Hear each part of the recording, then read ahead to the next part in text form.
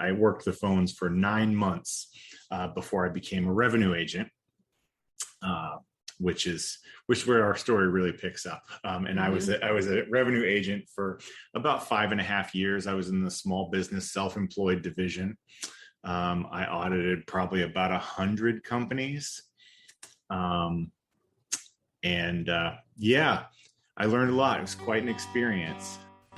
Welcome back to the Ambitious Bookkeeper Podcast. You are in for a treat today. I have Mr. Andrew Campbell of Campbell Tax and Consulting here today to talk to us about how to ensure your clients have audit-proof books, the best and worst systems to use when it comes to an audit, and your chances of audit. There's so many good golden nuggets in this episode. I'm actually going to have my clients listen to it, and I think you should too. So if you're ready, let's jump in.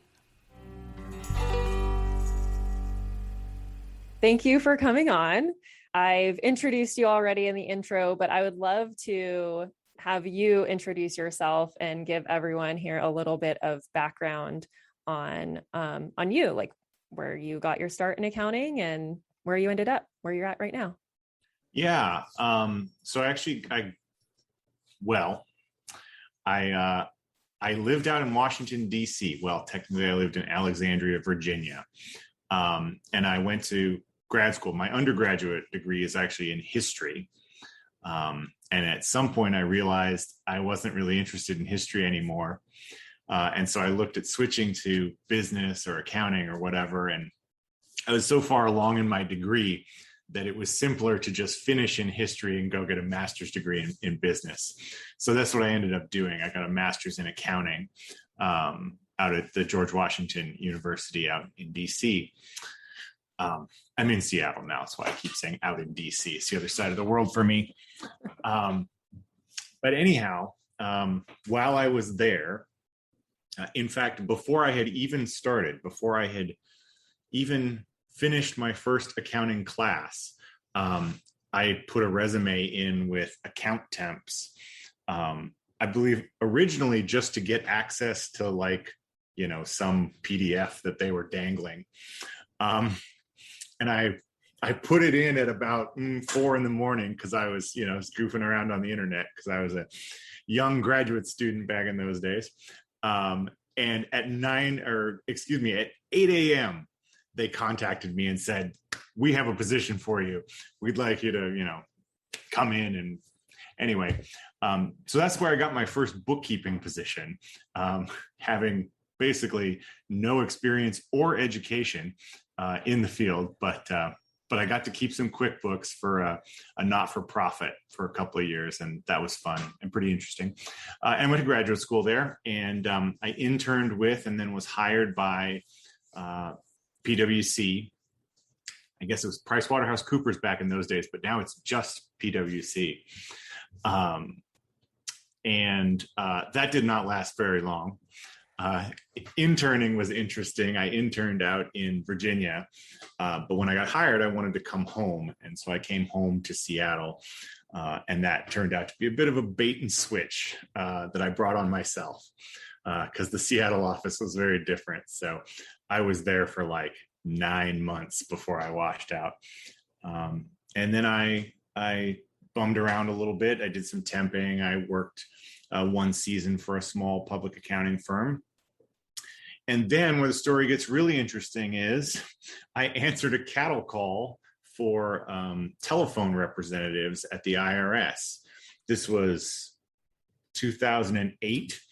And the job market in Seattle is always really tough because it's such a beautiful place where people want to live. But in 2008, it was really bad. Yeah. And so I was getting a little desperate for anything. And so anyway, I got a job working the phones at the IRS, which I figured I could parlay into a more substantial career there at the IRS, which I did. I worked the phones for 9 months before I became a revenue agent, which is where our story really picks up. And I was a revenue agent for about 5.5 years. I was in the small business self-employed division. I audited probably about 100 companies. I learned a lot. It was quite an experience. Awesome. And I do enjoy that I have that little extra bonus of having been on the phones for the first several months. So there's a little extra perspective that I have there. Yeah, because you were, I'm guessing, fielding calls from taxpayers, like business, or was it individual or everything? It was kind of everything. It was mostly individuals. I gather they don't do this anymore now. I think if they hire you for the phones, like they don't give you the complete training. But when I went in, like we did 3 months of 40 hours a week in the classroom of just training to learn how to be people who answer the phone at the IRS. I don't know that they still do it that way, but that's how they did it when I was there. And it was really interesting to get to learn that much about the kind of the inner workings of how the IRS keeps track of you and thinks of you and whatnot. They run the incredibly old computer systems, so that sometimes that explains a lot when you think, how can it possibly work this way? And you say, well, it's because that's how it worked in 1968 when they set this system up. Yeah, it's crazy. So I know a lot of bookkeepers and accountants want to be able to really serve their clients. If you're listening to this podcast, I hope that's you, because I'm all about serving our clients to the highest potential. And one of those ways is to be able to offer them insight on like what they should be avoiding, pitfalls that they could avoid with the IRS. Even though you're a bookkeeper, you're the first line of defense for helping these clients stay in compliance, right? And I know there's a lot of talk in our industry about like getting away from compliance work and all that kind of stuff, but I don't think it's ever going to go away. And so I wanted to obviously bring you on to talk about like if any insights that you can offer, like if you had like 5 bullet points or whatever it ends up being that you can offer a bookkeeper that, like if they could do these 5 things, then it would keep your clients out of trouble. Would be super valuable, or any kind of insight of like the things that you've seen, the systems that you've, seen that were the worst, and things that we can do differently so that our clients stay in good standing. Yeah, for sure. So, I will talk first about the system that is the best. Awesome. Which will astonish most people, I think. And this is the best in terms of who sails through an IRS audit and who doesn't. Who sails through an IRS audit? Some of the shortest cases I ever worked were people who they had a manila envelope that had the name of the Schedule C category. So there was an envelope called supplies, and there was an envelope called office expenses, and there was an envelope called insurance or whatever. All those Schedule C categories. And when they had an expense, they would get the receipt and they would put the receipt in the envelope, and they would write the amount on the front of the envelope. And then at the end of the year, they would total up the totals that were written on the front of the envelope. And then they would transfer that number onto their Schedule C, and then they would file their taxes. And the thing about that system is it's very easy for even a small business owner who has no accounting training to comprehend. And as a result, they basically never screw it up. It's just this lockstep progression from source documents to tax return. And that's, I think, the most important thing for bookkeepers to know, which is the sort of the basic logic of an audit. If you've never done any auditing, you probably don't think about it, because certainly clients don't think about it and vendors don't think about it. And it's just something that seems like the whole industry doesn't talk about. And I used to have to like break this down for taxpayers all the time, right? I would say, okay, so you have these numbers that you have listed on your tax return. Now, what I'm interested to know is, where did these numbers come from? Right? Now, presumably, they are related to your profit and loss statement. However, I can't tie them to your profit and loss statement because you didn't lock your year. This is like 8 out of 10 cases, 9 out of 10 cases, right? So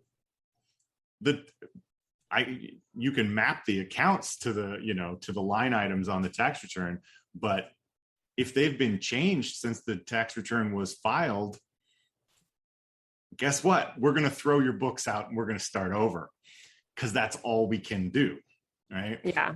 If we can't. That's a really important point to make, is that like once the auditor discovers that the numbers are not reliable, you've been opened a can of worms, correct?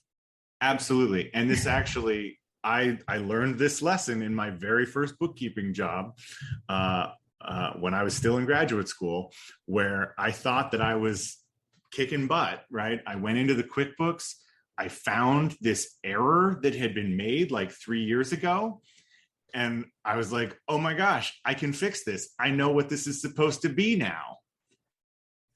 Yes, I see you cringing. That's right. I know this isn't going to be on video, but we have video. But yes, very pained expression. That's right. But what could I do? I was 24 years old or something. I didn't know what I was doing. I thought I was doing a good thing, as I think a lot of business owners and even a lot of bookkeepers think they are doing, is they find some error from last year and they think, ooh, I can fix this. But what you don't realize is that you're actually wrecking the integrity of the books. Yeah. Even though they weren't correct, that is what was on the tax return.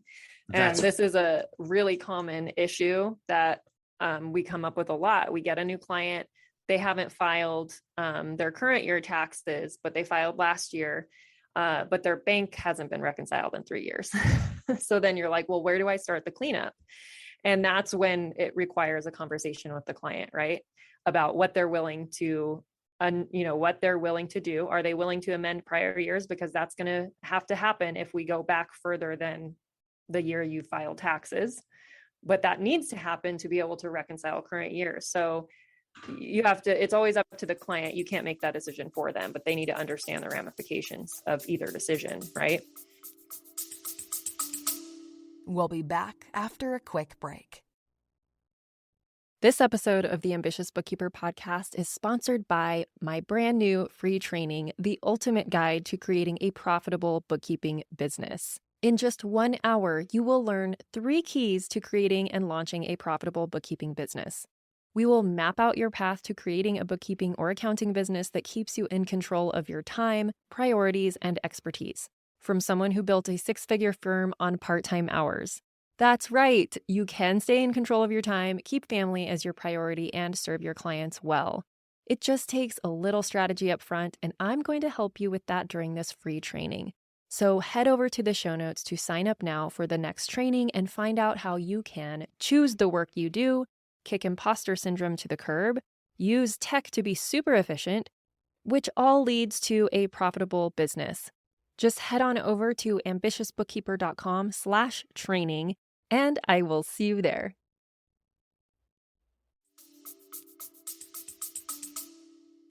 Yes, absolutely. And that actually does make me didn't think I was going to bring this up, but now that you mention it, I think a lot of people don't realize that there is no duty to amend. And I don't think that's AICPA approved. Like, I think the AICPA's policy is that you should amend your returns if you know they're wrong. But from the IRS's perspective, you're not required to do that, right? If when you signed the return, when you originally filed it, if you thought it was correct, if you signed it in good faith, that's all you're required to do. If you subsequently find out that it was wrong, you can either amend it. It's up to your personal ethics there. That's right. Well, your personal ethics and just sort of how much risk you can tolerate. Yeah. For some people, they will not sleep if they know that there's, $25,000 adjustment that the IRS could find, and then slap a 20% penalty on that, and then start calculating interest from the time the return was due. Like there are people who just, they will not sleep unless that is fixed. And anyway, other times it is worth the risk for folks. I mean, sometimes it costs more to pay your accountant than to the tax due is less than what it would cost to pay your accountant. But anyway, I just think that's a little known fact. I find people assume there is a duty to amend and there isn't. Yeah, that's good to know. I mean, I always leave it up to the client. Like, it's really up to them. Like you said, like, here's what could happen if you get audited for that year and we didn't amend it, then you might end up with penalties and interest. But or and you have to pay for the cleanup, right? And help through the audit and all that kind of stuff. So there's a huge financial risk there in all areas, but or we can just start with a clean slate and know that from this point forward, your books are going to be correct because you're working with me. That's the side I tend to err on. Me too. Is let's just put a stake in the ground and we'll just do it correctly from here.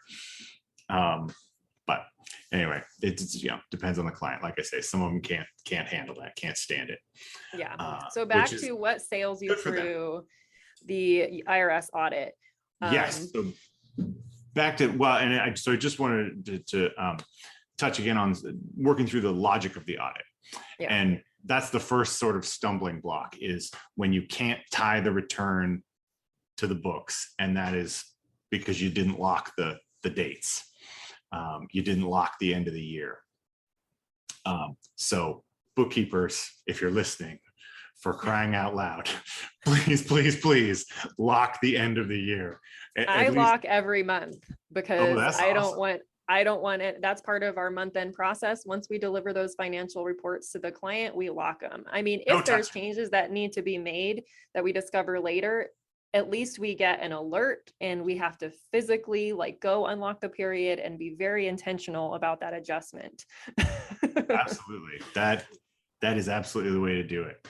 Because that's sort of the danger of computerized bookkeeping, right? Is that by default, it sort of doesn't leave a trail in the way that, so after I left the IRS, I split time between running my practice and teaching college. And so as I used to tell my accounting students, you should do your accounting in pen, because I don't want to see any erase marks. That's not how we do it, right?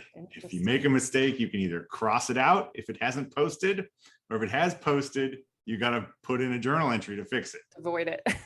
Yeah, well, right. Don't delete the transactions. Yeah. That sort of thing. And don't get me started on that.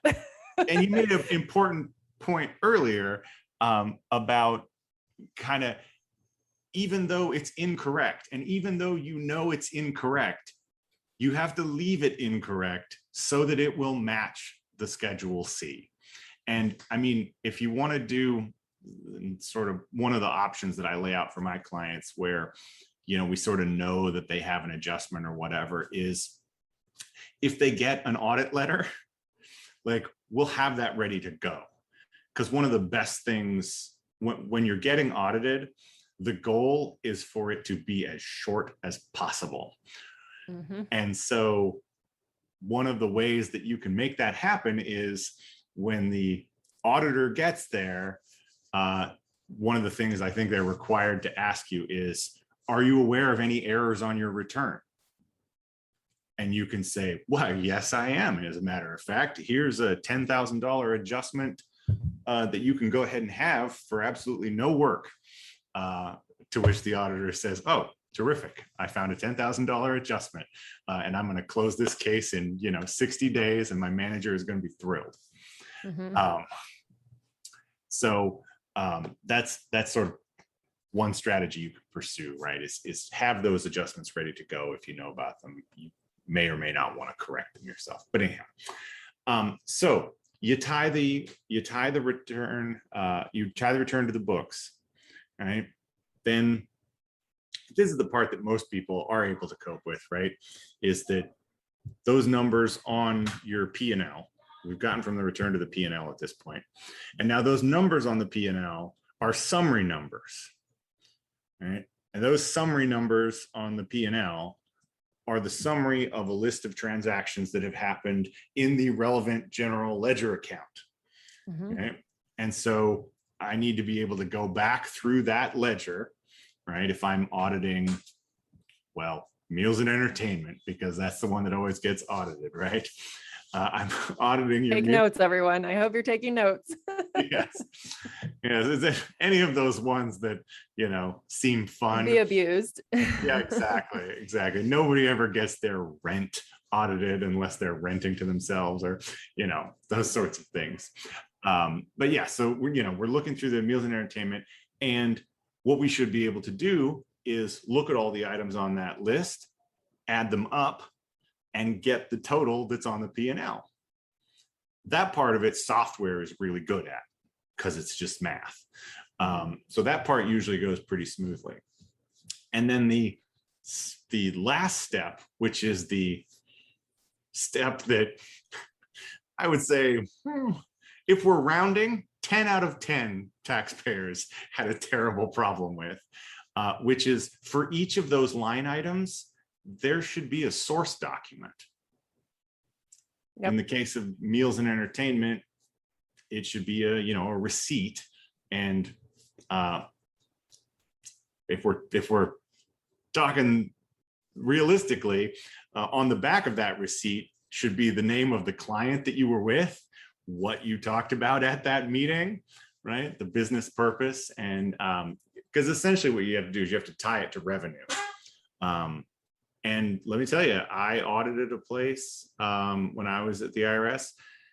They had, I think, $66,000 worth of meals and entertainment expenses. Oh. And I just thought, sure you do. What was their revenue?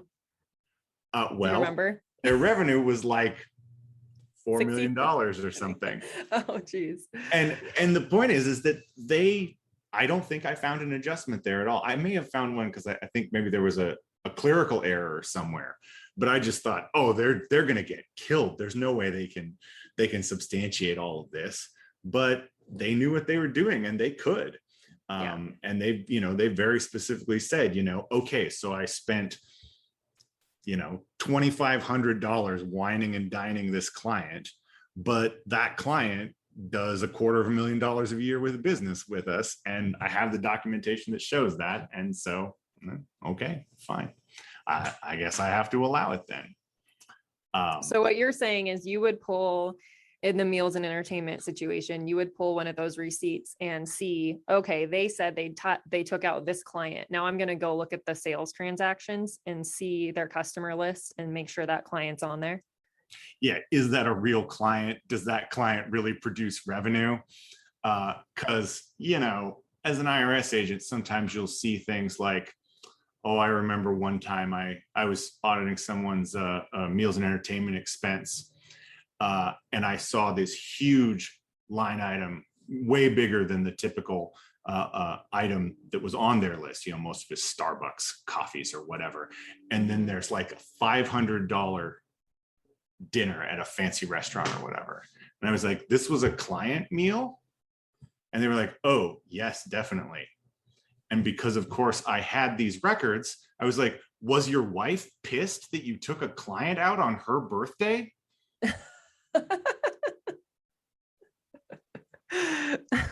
Like, oh, she got over it. Okay. Anyway, it was like, nice try, buddy. Oh, that's good. Yeah. Yeah. Don't try to get cute with me. Or you would see people. Anyway, I got lots of. So do you think crazy that stories most about people stuff? Yeah. Do you think is that part of your training at the IRS is to be super skeptical and to be able to make those connections, because that takes a certain level of problem solving or just like awareness of like, oh, I'm going to look at this line item and then, oh, I have their personal tax return right here. I know this is the same day as his wife's birthday. Like, how did you make that connection? And is that part of your training? It is, and it's part of the culture as well. It's one of the reasons I really wanted to leave that job. As soon as my federal pension vested, I was looking for the door, is because it makes you really paranoid. Like, more so than just a regular accounting job, because we all have that issue. Well, yes. But as I used to say when I was an IRS agent, I was like, so basically my job is I get lied to for a living. And because nobody feels bad about, BSing their IRS agent. The IRS agent is out to get them, right? So if you tell them less than the whole truth, you can do so without a guilty conscience. But yeah, so absolutely, we're trained to look for those sorts of things, and it's just very much in the air. The IRS, that you just assume that everyone is lying to you about everything. I guess that's pretty much, that's the audit culture, really. Yes, exactly. That's one of my catchphrases when I was there, was, and I believe you, but I'm going to need to go ahead and see that document. Like, I can't put it in my case file that I believed him, right? My manager is not going to go for that. I'm going to need you to produce the paperwork. But anyway, because people used to put a lot of energy into telling me their story and trying to make it believable. And, you're like, hold up, before you waste your breath, like, I don't care if I believe you or not. Yeah, it's not really relevant. Doesn't lie. Exactly. So I just said, and I believe you, but yeah. So, there was one time a guy left me a voicemail, and he was just like so strung out about, oh my God, I'm gonna take a ferry, and I'm gonna come, and I'm gonna deliver these documents to you personally. Or it was a delinquent return that he was giving me. And I called him back, and I was like, hey man, don't worry about it.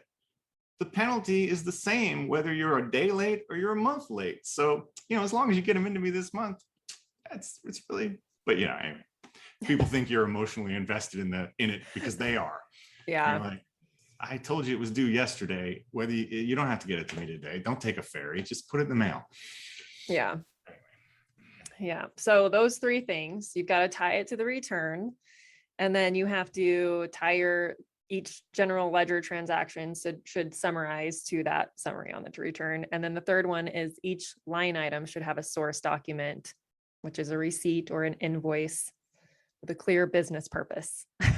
Yes. And of course, the more sort of susceptible to abuse that line item is, the more careful you have to be about having those documents. And this is a place where I sort of don't know what the answer is, because it's the least sexy, most just admin, horrible work of managing source documents, of organizing them. And it is just the absolutely critical foundation to having a set of books that the IRS is not going to make you reconstruct. And I have not found a good solution for it, of a really efficient way to manage source documents. So for bookkeepers, I think the best thing that you can do is just educate your clients about it, and about how this sort of one of the things I'm really tuned into in the industry is how incredibly vague the term bookkeeping is. And so people think, well, I have a bookkeeper, so I have everything there is to have. Yeah. And so being real clear about, so I'm your bookkeeper, and I'm going to, record these transactions, and I'm going to, produce your financial statements every month and send you the report, and I'm going to do what I do. But if the IRS comes to the door, they're only going to care about that if it is backed up by source documents.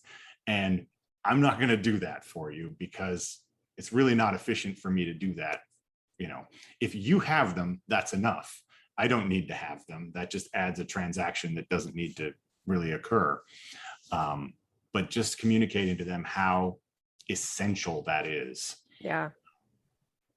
And That's a conversation we have with our clients almost every month. And this is where like a lot of bookkeepers get hung up of like, well, am I supposed to be gathering all that stuff or do I need to? And the answer is yes and no. It depends with everything in accounting. It really depends on what you're willing to do and how often you want to be bothering your clients. For me, I give my clients an option and I say, okay, we can go one of two ways. Like if you need the accountability and you want to have audit-proof books, I will bug you every month for all of your missing receipts. We put everything in HubDoc, whatever you have, you put in there, and then whatever's missing, we don't reconcile your bank account until it's in there. And I will bug you until I get it. The other option is I just enter everything and I go on your word and you're responsible for managing your paperwork. Nice. So those are the options we give our clients. Most of them get 98% of their documents to us. I say like, I don't care about the recurring subscription fee that is the same every month, as long as you have at least one email with a confirmation in there. Sure. If it's easy enough for you, like if in an audit you could log in and pull the history of that account, whatever, that's cool. But anything that's a different price every month or a meal or fuel or any of that, like I need the documentation. So one thing that came up with one of my clients recently is she had a meal expense and it was probably like $45, but it was either during traveling or with a client or something, but she lost the receipt. She didn't have it anymore. So this is what I suggested. And I don't even know if this is right because this is what we did in corporate for our sales reps were required to submit all their receipts for all of their meals. And if they didn't have the receipt, they had to fill out like a missing receipt form, basically, that gave all the information in as much detail as possible. And so I did the same thing with the client. I said, just put on a piece of paper, the amount, the date, what it was for, where it was at, and like, we'll see. Like, we'll put it in there, but I'm still not guaranteeing it. But at least you can, Absolutely. you make an effort.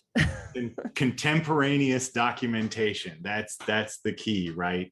It's sort of one of the crazy things about being an IRS agent is how much authority and how much discretion you have. And so, I mean, obviously I can't speak for every IRS agent, but I think the sort of the forces that are upon you when you're an IRS agent, you're under a lot of pressure to close your cases efficiently, quickly. And so I remember when I was in training, I did like I was trained to in public accounting, and I sampled and I was tying things out, and I had this just like gorgeous set of work papers that I had produced over the course of 3 days that I was out at the client site. And I went and I like reviewed it with my manager, and my manager just said, "When did you know that this case was a no change?" Oh. I was like, "Oh, halfway through the first day." Obviously their stuff was all in order, and that's why I was able to, conduct this proper audit of it. And he said, "Yeah, so when you know it's a no change, it's time to shut it down." And so one thing, and this, I don't know how I guess this would be at least relevant if you're supporting somebody who's actually going through an audit, is that nobody ever directly bluffs the IRS. There's a lot of lying about things that can't be verified. But as I used to say when I was an agent, the more you provide me, the less I look at. Yeah. And so when you can show me, a folder full of receipts that are matchable to all these, and they have a note on them about who you were with and what you talked about. If some of the receipts in there are not original receipts, but are contemporaneously prepared, just sheets of paper that say, on this date, I went with this client and I spent this much money, and I can tie that amount to your credit card statement. Sure. Yeah, obviously this is all in order. You don't kind of negotiate at the line item level, because what you're really looking for is when you say, so I'm going to audit your meals and entertainment, and they just hand you their credit card statement and say, American Express has already categorized it for me. Right? That's a fight I always have to have. I don't care about the fucking statement. Yeah. I'll have to bleep this one. Exactly. And this is what I would have to explain to people. I was like, so in order to deduct something on your return, you have to prove two things: proof of payment, which you have done, and proof of deductibility, which you have not done. Mm-hmm. Right. And so that's the thing to tune into, right? Is this the sort of thing that a person might spend money on, right? So I remember one person, they didn't have their receipts or whatever, or they couldn't find them or something. And they were a appliance sales place, and they had a $40,000 line item for like money that they had spent at Stoves World or something. Yeah. I was like, okay, I'm not going to audit that, because a person wouldn't spend $40,000 at Stoves World. But then if that same person, hands you a credit card statement that says $300 Costco, right? Or Fred Meyer or whatever, like, I've spent $300 at Costco before on things that weren't for business. So if you want to deduct it for business purposes, you better be able to show me what you bought at Costco. And again, you're looking for things systemic there, right? Because the easiest thing to audit is when you say, and where are your receipts? And they say, oh, I had to have receipts. I didn't know about that. Maybe you can just go off my credit card statement. You say, well, no, unfortunately, I can't. Yeah. Yeah, that was always an argument in corporate, and it's not like an argument with clients. It's definitely an educational point, though, is like Amex doesn't know why you went to a restaurant. Yes. Right. Amex doesn't have any details. I know they have the flight information, but that doesn't give you the actual details of why you took that flight. Absolutely. Yeah. Yeah. I mean, and I'd see people who did a really good job is, swipe a brochure from that conference that you were at and just stick it in the file, right? I mean, because if you dropped a couple of $1,000 going to a multi-day, CPE event, some kind of conference, that's deductible as long as you can prove that it was a legitimate business expense.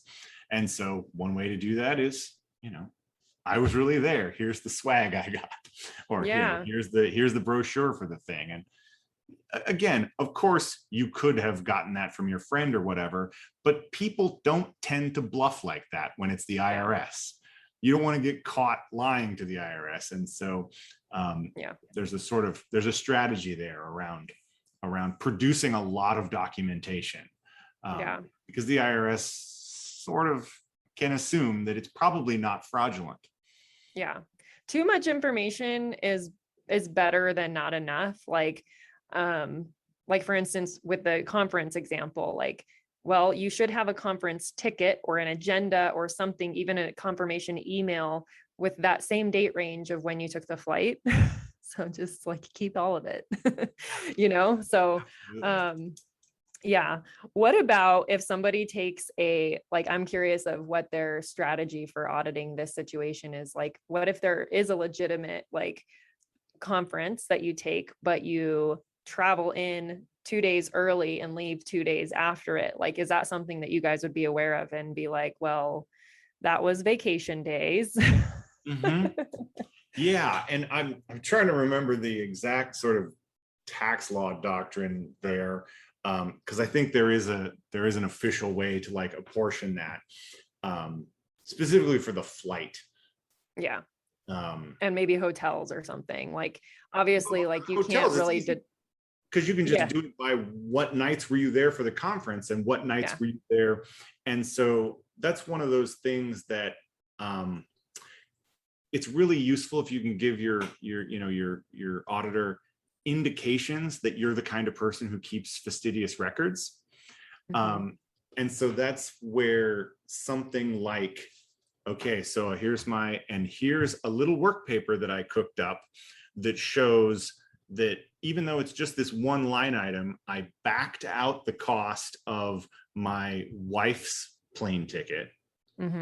And then I allocated the hotel, to the 3 days I was at the conference, and then the 2 days that we spent sightseeing. I backed those out of my books because those aren't business expenses. And so I used to say there was sort of two types of taxpayers. There was two types of books that I would see. And it was the people who were way on the ball like that, who were, working really hard to get it right. And then there were the people who were just sort of like, well, I have my credit card statements. And you want to be classed with the first group. And so there's certain indicators like, where you handle that kind of a transaction, or a good mileage log. If you claim mileage, having a good mileage log was a big one, at least back in my day. I don't know with the new automated apps, I don't know if that's still such a good indicator. But certainly I think it is for certain industries like truckers and stuff. Well, truckers and real estate agents are the ones who get audited constantly. So so this is really helpful for sure. And I think hopefully I'm actually going to have my clients listen to this episode too, like as part of their onboarding. Like, I think it's a great idea. So if anyone wants to do that as well, so that they can hear firsthand, like, what does an IRS auditor look like especially if you're having trouble with your clients, like keeping paperwork or getting on board with your paperwork policy or the tools that you've provided them. So like, if you provide them access to HubDoc and they're not using it, send them to this episode, like let them listen to this and see why it's so important. And also in figuring out like what types of clients you want to be working with. Like, do you want the liability, and not necessarily that it would fall back on the bookkeeper, but it would certainly be a headache to have a client that wouldn't comply with these types of things and then come back to you and act like you never tried to help them. Right? Yes, absolutely. I would want to make it real clear. If you're not going to enforce it for them, if they're not interested in having that enforcement, I would make sure and get it real clear in your engagement letter that is not a service you provide. It is not a service that you are providing them, and that it is a very important function that they are responsible for.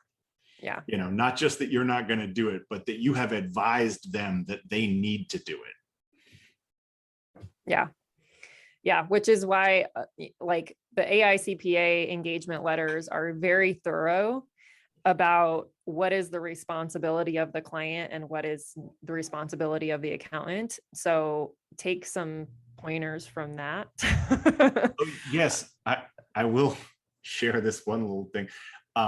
Their website is really terrible about making this clear. And, because I'm an old IRS agent, like I want to be able to cite chapter and verse. This is where this says that this is allowed or whatever. And I went on, I think actually at your recommendation, I went on the AICPA website to try to sign up, and they have a category for non-CPAs, because I'm not a CPA, to like be a non-CPA associate member or whatever it's called.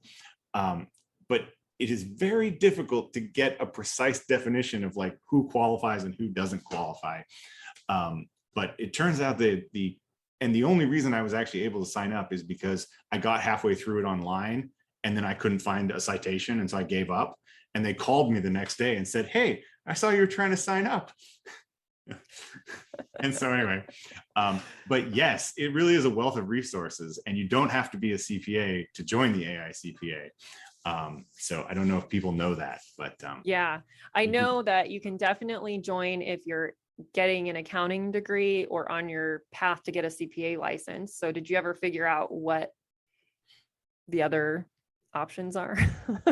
Yeah, I can't remember that. There's like it's like you work in the industry, but you're otherwise not qualified. I think is what they don't want people to do is like to be a CPA and try to get this cheaper membership or whatever. Like if you're because if you're a CPA, it's like $500 a year. yeah, it's real pricey. And it's not super cheap,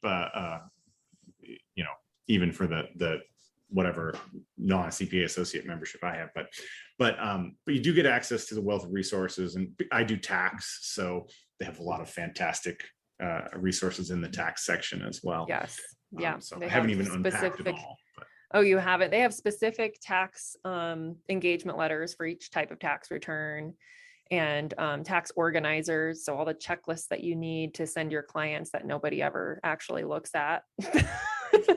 You end up filling it out for your client, but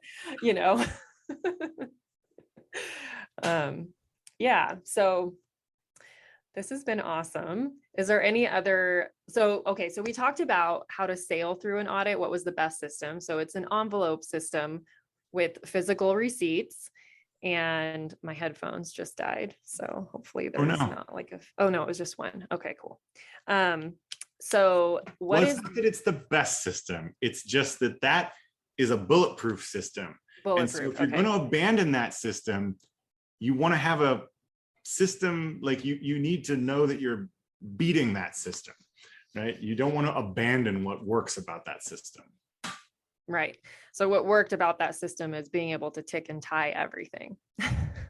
Yes. So if you can come up with a digital alternative for your clients, if you're working on the cloud, or if you work with local clients and you used to hate that shoebox that they brought in, but at least everything was there, maybe just work on like setting up the envelopes for them or the file folders for them so that when the shoebox comes, they're all sorted.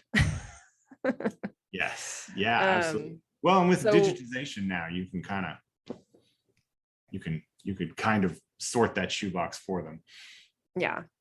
So what are the alternative, like the worst situations you've seen where people have failed the audit miserably? Do we want to mention software names? I mean, I was just ranting about this on Reddit the other day, about how, and to some extent, I can't blame them because of that's in their DNA, right? Yeah. So once upon a time there was Quicken, and Quicken was for people who wanted to keep a really icy grip on their personal finances. And so it was for people who were pretty fastidious and detail oriented. And then Quicken spawned QuickBooks, which I guess at the time was a good thing I think they were catering to that same clientele, people who were really fastidious, but needed something just a little bit more powerful. Mm-hmm. But then what happened is double entry accounting. Yeah, exactly. Double entry. But what happened then is that QuickBooks became the only game in town.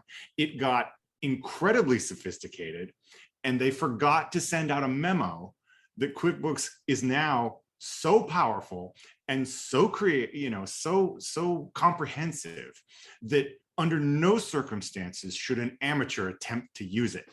Yes. But because that's not I don't think they forgot to send that memo. I think they that memo happened internally and they forgot to. Yeah, that's not very good marketing, right? I think the marketing department was like, no, we won't make our sales if we send that memo out. That's right. That's exactly right. And so the whole kind of ethos behind QuickBooks, and to a lesser extent the entire small business software industry, as it has been dominated by QuickBooks for so long, it is all built on the principle of, I want to build your confidence that you can do this, and therefore I will. No, I don't want to say never, but I will minimize the number of times that I kick back at you and say, what you're about to do is insane. What you're about to do is a very bad idea and will mess up your books, right? Instead, I would love a pop-up box that said that, honestly. What you're about to do is insane. Yeah, right. I mean, it's what's needed, right? If you're going to have DIY software, You're about to fail an audit. That's right. That's right. You are about to wreck your books. And so what happens is, whatever you try to give QuickBooks will gratefully accept, and then they'll just figure it out on the balance sheet. They'll just pop something on the balance sheet that makes that sort of technically allowable, technically makes sense. And then at the end of the year or whenever, your accountant will come in and they will find a dumpster fire on your balance sheet of just chaos and nonsense and things that shouldn't be allowed to happen in an accounting system ever. But here they are. And then you'll have to pay your accountant to fix it. And it's this whole sort of like abusive cycle of bad data going in, and then accountants are sort of trying to fix it. But as we probably all know, if we've ever worked with QuickBooks, like, you're putting a Band-Aid on it. Like, you're trying to plug the holes, but it's really, anyway, in this rant that I went on the other day on Reddit, where I was talking about, like, if I was going to build software, what I would assume is, the thing that QuickBooks assumes is that you know exactly what you are doing. Yes. And that you have controls and procedures in place. So you would never do anything foolish, right? That's what they're assuming. And that's what it's set up for. Yeah, that is what it's set up for. And there's so many, there's so many ways to mess it up. And yeah, sorry, go ahead. Yeah. Oh, I agree. That's how Great Plains operates. It assumes people are idiots. Like, you cannot delete a transaction. Everything has to be voided. Yeah. So it's still there. So if you make a huge import of a bunch of transactions that were wrong, they will always be there, just voided. So it looks messy when you dig into the details, but at least everything else is correct. You know what I mean? But it is possible to audit. Yes. And that's the thing. That's the thing that happens, is that things get deleted and things get changed and there's no record of it. And it looks tidy from a certain perspective, but it's not testable. It can't be audited. Or, I mean, I guess there's ways you can go in through the audit log, but what a nightmare. Even then, though, it doesn't give the full details, because when something's deleted, you can't then, it just says that transaction was deleted, but you don't know what the amount was originally. Yeah. Yeah, right. And I mean, it just at every turn, it gives me the impression this was not designed by an accountant. No, definitely not. Right. Yeah. I was giving the example the other day of, like, if I were to develop my own bookkeeping software for that, market, like, if you wanted to create a vendor, it would require you to upload a W-9, right? And if you put in an override code, right, you would have to put in an override code to say, oh, no, I don't have a W-9 for this. It would flag that, and it would go on a report, so that when you gave it to your accountant, they could run one report that says the following vendors do not have W-9s, right? And then you say, well, that's Amazon.com. So I, as the accountant, I'm going to sign off on that. You're allowed to pay Amazon, pay money to Amazon.com without a W-9. So it's funny, because, like, when I worked in corporate, I kind of hated the system, but now that, like, I'm seeing, like, where things can go wrong, it was actually designed very well. It's now Microsoft Dynamics, but it used to be called Great Plains. Yeah. But when we created a vendor, if it was missing the EIN number in that field, it would pop up on a report at your end, and it would not generate the 1099. Yeah, right. So yeah, I mean, it was definitely, at least had input from accountants. Yeah. So it's rough out there, and and I always feel like a crazy person, because I try to complain about this to the vendors, and they're just like, nah, don't worry about that. It's all about advisory these days, And I'm just like, well, that's great, but if your books are just like full of holes from an auditor's perspective, and it's how accurate are they to be able to offer advice on anyways? So there's that side of things too. But maybe they're accurate, maybe they're not. There's no way to know because until you get audited. Yeah. I was going to say something about, about compliance, like going away. Like this is what proves that there will always be some sort of compliance, whether the clients want to pay for it or not, it still needs to be done. So, like the alternative is hefty IRS fees, audit fees, having to pay me to come back to help you through an audit that you're going to fail anyways. Right. So yeah, I would not worry about that. Like, yeah, no software is going to request a W-9 for you. Right. Because it's all about ease of use. Yes. And so you still, that is not a like core virtue of accounting software. Core virtue. Like, yeah, absolutely. I mean, there's systems that have made it easier, but it still requires that knowledge that we hold, that we know that document is required. So like, for instance, Relay Bank, they have their bill pay feature. If you go and try to ACH somebody or send them a check, it gives you the option to send them an email and have them fill in their information and check the box that you've received a W-9. I tell you what, shout out to Relay Bank. They are terrific. And I have given them so much feedback. I just so appreciate how much they listen to the accountants, because again, it feels like the software world is more interested in the consumer because there's more of them, which I get. But it's so wonderful to see a vendor that's really tuned in to the needs of the bookkeepers. Yes. And what makes their life easier. I remember when they rolled out that bill pay or some iteration of that bill pay, and they were talking about like, oh, you can request the W-9 information. And I was like, fantastic. And how do you generate a report that has all that information on it? And they were like, is that an important feature? I was like, yes, it is an important feature, so that I can upload it into my 1099 software at the end of the year. Unless you're going to. Oh, are they going to build an integration with the like tax 1099 or anything, you think? Well, that was my recommendation, right? Yeah. I want to be able to run a CSV file out of Relay that has all that information on it, and then I want to upload that to Track 1099 and file them all in, whatever, half an hour. Yeah, that's awesome.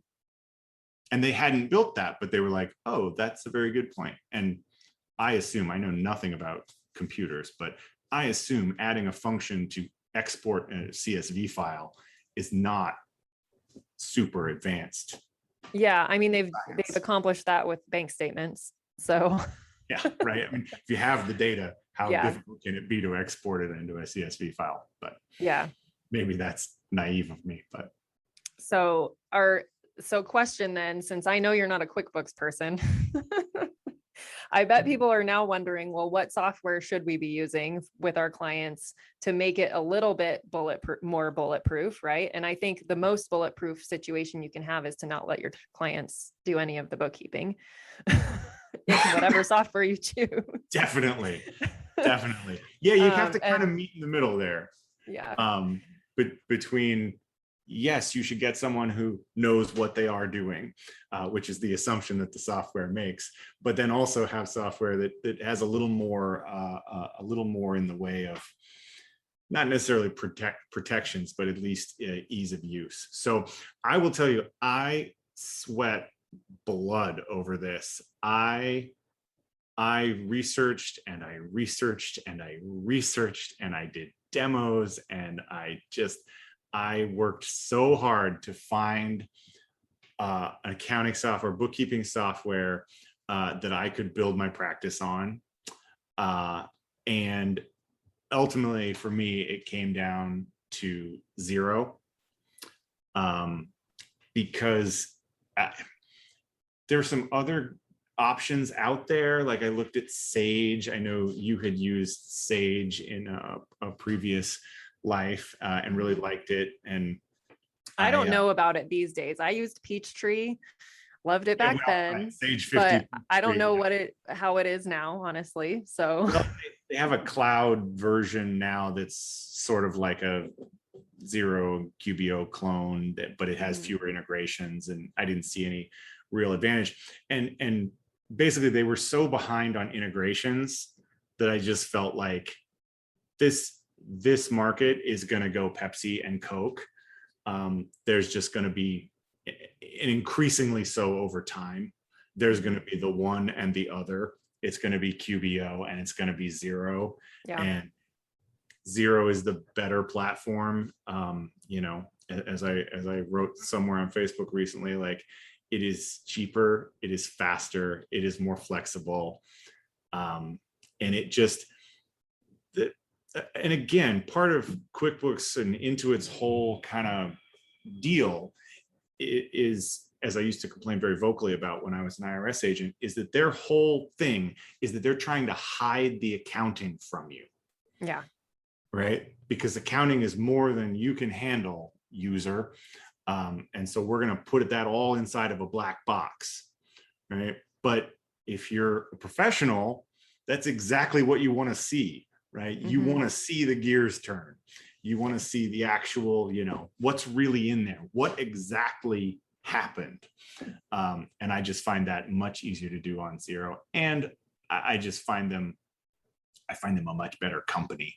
I appreciate, that they have a local rep who you can talk to. And I have a regularly scheduled meeting with them every month where we just sort of go over what I'm working on.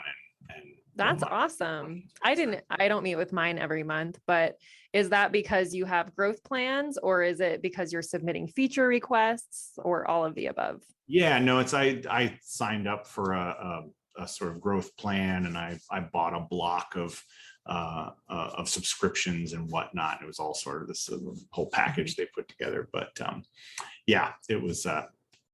It's just, I have somewhere the most horrifying transcript of a chat that I had with Intuit to try to get, because what happened was when I started my business, I had a Gmail account, right?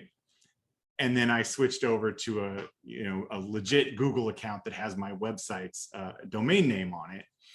But my QBO like master login is still on my old Gmail account. So now if somebody wants to link to me in their QuickBooks, want to add me as an accountant, I have to give them my janky old Gmail address, right? Instead of my domain name. Anyway, I was like, this should be fixable, right?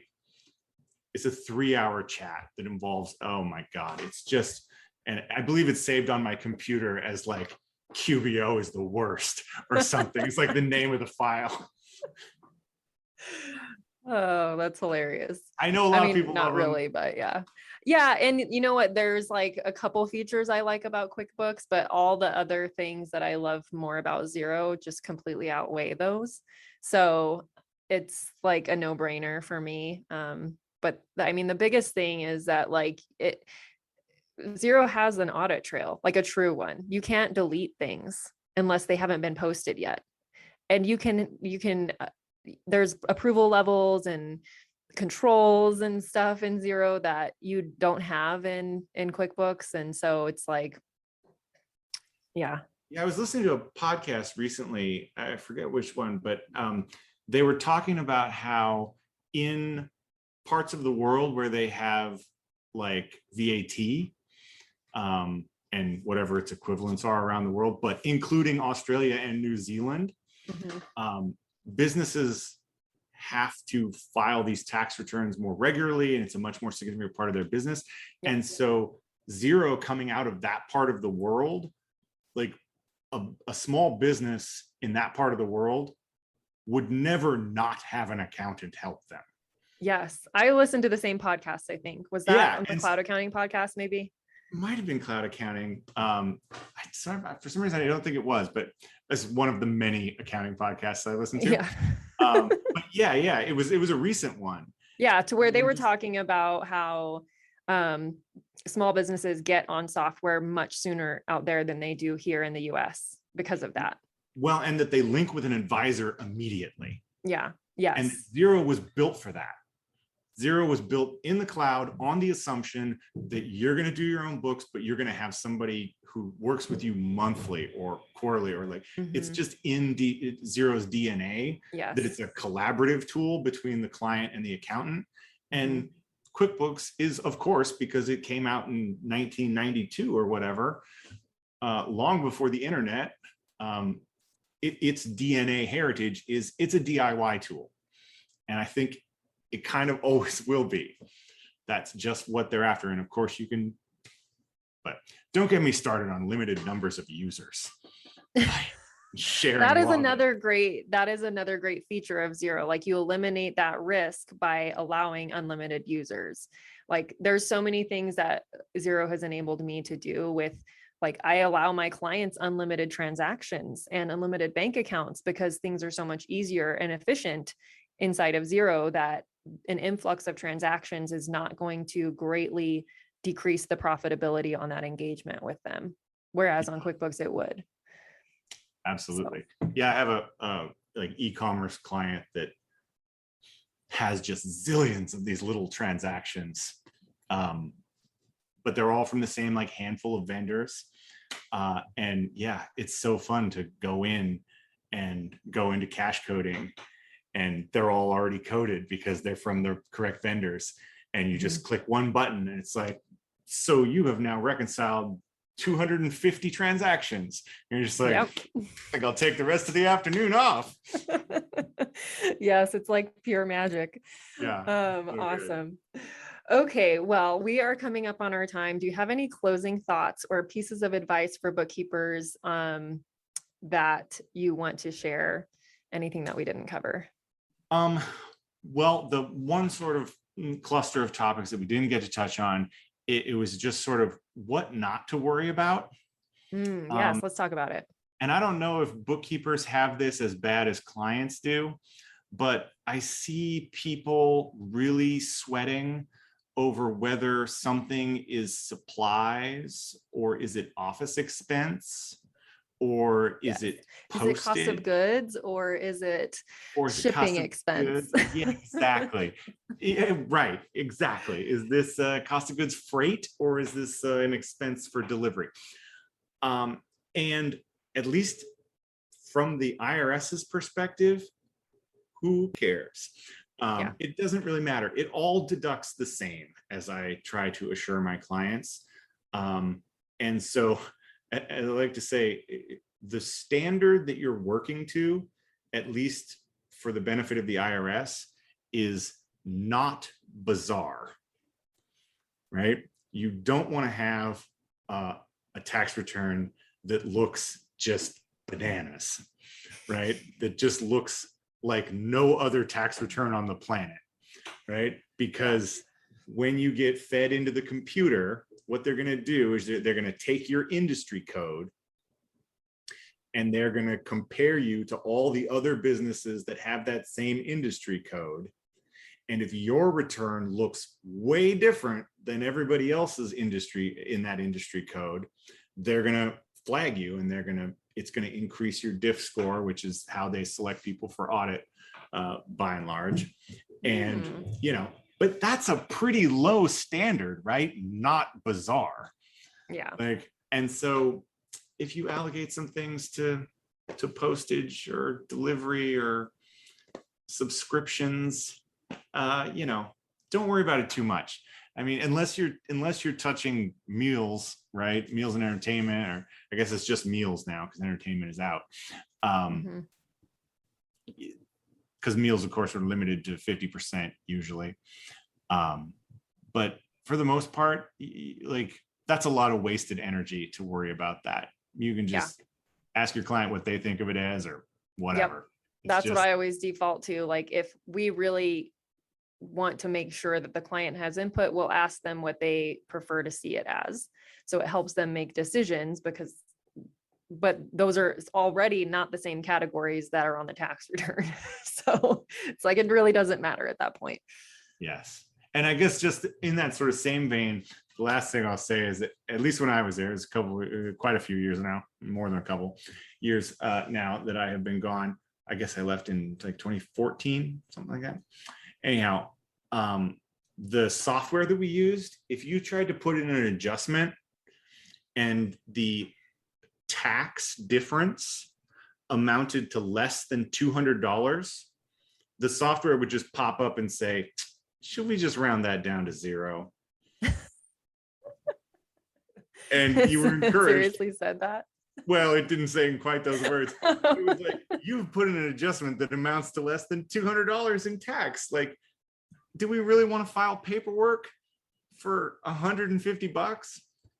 And the correct answer is no, you don't, right? Because an audit may take, 50 or 100 hours or something. Like, my headphones revenue finally agents died. are expensive. So in general, if it wasn't worth $1,500, I know they died. forget about it. It's not worth it. So that's there we go. And that's $1,500 of tax. So that's like whatever, $10,000 adjustment or something. So cut yourself a little bit of a slack and get your clients to save their receipts. Yep. Awesome. Okay. So now that we've thoroughly helped everybody figure out the situation with auditing books and all that good stuff, it was super, super helpful. I think this is a huge question that a lot of people have. Is there a way that if people, like, I don't know if you're trying to get people to contact you, but if you have a social handle like a LinkedIn or anything where people can reach out to you if you want, or whatever, your website, so people can get to know you a little bit better. For sure. I'm not very active yet on the social medias. I know that's one thing I have to get organized and do, and create a business Facebook page and all of that. Haven't quite got there yet, but yeah, my website is just campbelltaxconsulting.com. And I assume I've lurked around your Facebook group enough. You don't have too many crazy followers. So I'll go ahead and give you my email address, which is just andrew@campbelltaxconsulting.com. And so, yeah, if you have any questions, as I said, I do have a 7-week-old at home. So I can't guarantee that I'll be real on top of responding, but by all means, if you have a question or. That's okay. And it's great to know of, I'm always in search of good, helping people connect with good tax preparers, because not everybody should be doing taxes. Oh my! Well, that's a whole another episode already. I would not be doing it. It is. But if you're open to taking on new clients, and someone has a client that needs taxes, maybe shoot them over to Andrew. Yeah. Especially if you've got nice, tidy books. Yeah, exactly. I'm sure you don't work with anyone who doesn't work with a bookkeeper, right? I know. I'm actually currently in the process of working with GoProposal to like rework some of my pricing.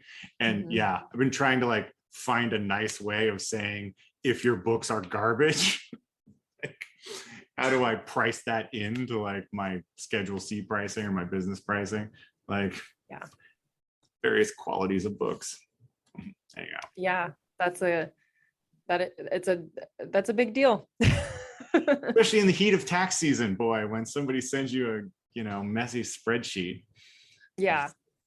And it's not even like, you don't even have to go and like verify things, but if you open the books and that by just glancing at them that they're a disaster, like you can't just ignore that.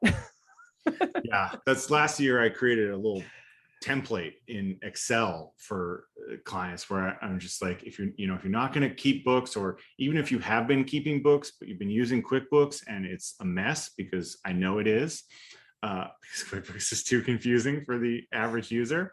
Like, here's a spreadsheet. Just put your stuff in this spreadsheet. It's already formatted. Take your best guess at a category, leave me a little note, and then I will run a pivot table on it at the end of the year and everything will be fine. Yeah. Sometimes it is easier to just get that bank export and recreate, reconstruct. All right. Well, thank you, Andrew, so much. So much harder to screw up. Yeah, exactly. Thank you so much again for coming on and chatting with us. And I'm sure I'll have you back on in the future. Maybe I'll have you do a little guest appearance in my program or something. Well, that would be lovely. This has been very fun. Yeah, awesome. Well, thank you and take care. All right. Always a pleasure. Take care.